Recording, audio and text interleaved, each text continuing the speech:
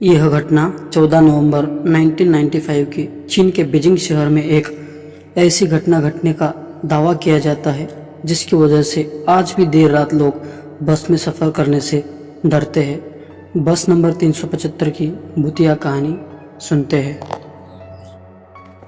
नवंबर का महीना था, ठंड काफ़ी बढ़ गई थी, बाहर कोहरा भी था।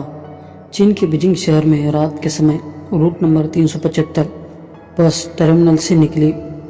बस पूरी यात्रियों से भरी हुई थी। कुछ किलोमीटर चलने के बाद धीरे धीरे यात्री अपने स्टॉप पर उतरने लगे। बस अब पूरी तरह से खाली हुई थी। बस में एक ड्राइवर और एक महिला कंडक्टर थे। अभी बस का अंतिम स्टेशन लंबा था।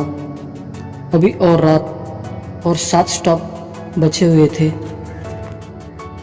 लगभग आधी रात का समय हुआ था।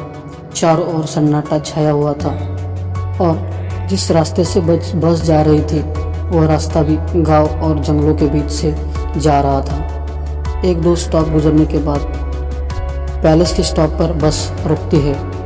यहाँ पर एक वृद्ध महिला, 19 साल का लड़का और एक कपल चढ़ते हैं। यंग कपल ड्राइवर के पीछे वाले सीट पर जाकर बैठ जाते हैं और लड़का साइड वाले सीट पर बैठ जाता है और वृद्ध महिला लड़के के सीट के पीछे वाली सीट पर बैठ जाती है। और बस में कुल 6 लोग होते हैं। 4 यात्री और 2 बस कर्मचारी दोबारा मंजिल की ओर चलते हैं। बस के अंदर का माहौल बिल्कुल शांत होता है। बस जिस रास्ते से जा रही थी कहीं भी कोई भी इंसान नज़र नहीं आ रहा था क्योंकि बाहर कोहरा भी घना था। ड्राइवर को 2 लोग बस के किनारे पर दिखे। यह देख बस के ड्राइवर ने यह सोचा कि बस को ना रोके क्योंकि वहाँ बस स्टॉप नहीं था, लेकिन महिला कंडक्टर के समझाने के बाद बस ड्राइवर बस को रोक देता है। महिला कंडक्टर ने यह कहा कि यह रूट की आखिरी बस है, उन्हें कोई दूसरी बस भी नहीं मिलेगी। बस रुकते ही बस के पीछे वाले दरवाजे से अंदर दाखिल हो जाते हैं। लेकिन तभी हैरान कर देने वाली बात हो गई जिसे देखकर बस के अंदर के यात्री के होश उड़ जाते हैं। बस में 2 नहीं 3 लोग आते हैं। इनमें से 2 लोगों के चेहरे सफ़ेद थे, तीसरे को कंधे का सहारा देकर खड़ा किया था। तीसरे व्यक्ति का सर नीचे झुका हुआ था, बाल बिखरे हुए थे, उसका चेहरा बिल्कुल ढका हुआ था। तीनों ने चीन के प्राचीन काल के कपड़े पहने हुए थे। ये तीनों पैसेंजर सीट के लास्ट वाले सीट पर बैठे हुए थे। महिला कंडक्टर ने कहा ये कोई नाटक कंपनी के काम करने वाले होंगे और देर रात होने के कारण कपड़ा चेंज करना भूल गए होंगे। बस आगे बढ़ जाती है। बस में कुल 9 लोग सवार थे। अगला स्टॉप आने के बाद यंग कपल उतर जाता है। अब बस में 7 लोग बचे थे। वृद्ध महिला उन 3 लोगों को पीछे मुड़कर बार बार देख रही थी। वह चिल्लाकर आगे सीट पर बैठे हुए लड़के को थप्पड़ मार देती है और पर्स वापस लौटाने को बोलती है, पर वह लड़का मैंने पर्स चोरी नहीं किया यह समझाने की कोशिश करता है, पर वह वृद्ध महिला नहीं सुनती, पुलिस के हवाले करने की धमकी देती है। अगले स्टॉप आते ही बस रोका देती है और उस लड़के को धक्के मारकर नीचे उतार देती है। घटना से परेशान होकर महिला को बार बार समझाता है कि उसने चोरी नहीं की।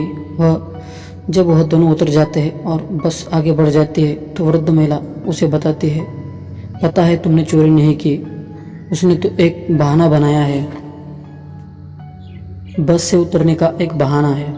वह कहती है तुम्हें याद है वह 3 लोग जो बस में आखिरी में चढ़े थे, मैंने पूरे रास्ते उन पर नज़र रखी। वह शुरू से ही अजीब लग रहे थे। बस चलने के दौरान उनके कपड़े उड़ रहे थे, तब उनका शरीर नज़र नहीं आ रहा था, पर वह लड़का कहता है कि आपने बस कर्मचारी को क्यों नहीं बचाया। महिला कहती है कि महिला कंडक्टर को बताया और उसने कहा आपका वहम है। उसके बाद वृद्ध महिला और लड़का पुलिस स्टेशन में जाकर पूरा वाकया बताता है, पर पुलिस उन बातों पर यकीन नहीं करती और उनको घर जाने की सलाह देती है। अगले दिन 15 नवंबर को सुबह सूचना मिलती है कि बस नंबर 375 गायब है। पुलिस को सूचना मिलते ही समझ में आ गया कि उस महिला और लड़के की बात सच थी। उन दोनों को पुलिस स्टेशन बुलाया जाता है। उनकी बात बताई हुई रिकॉर्ड किया जाता है।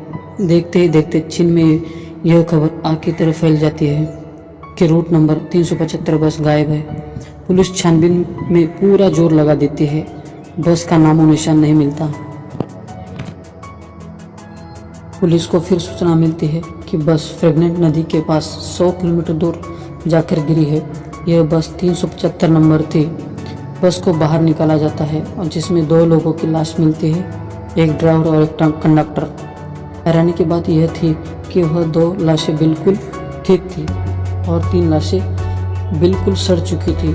चौंकाने वाली बातें तब सामने आई कि डिपो से संपर्क किया गया कि बस में इतना फ्यूल नहीं था कि बस 100 किलोमीटर आगे तक जा सके। जब पुलिस वालों ने बस के फ्यूल टैंक को देखा तो फ्यूल टैंक में ताजे खून से भरे हुए थे।